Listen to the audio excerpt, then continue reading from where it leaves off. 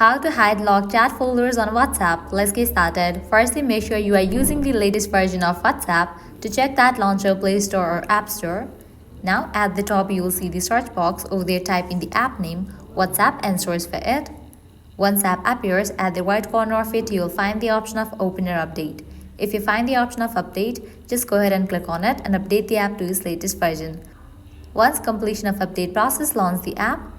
With that, you will enter the chat section. Now head towards the conversation that you want to hide. Just open it. Now at the very top, you'll find the username of that person. Click on it. Once you land to this page, over here you'll find different options. Navigate to the option of lock chat. Toggle on for the option of lock chat. Keep this chat locked and hidden.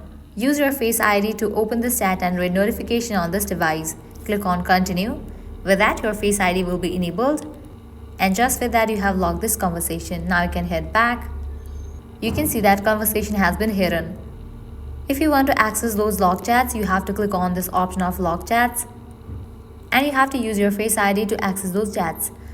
By applying the same process, you can hide other conversations as well. So this is how you can easily hide locked chats folder on WhatsApp.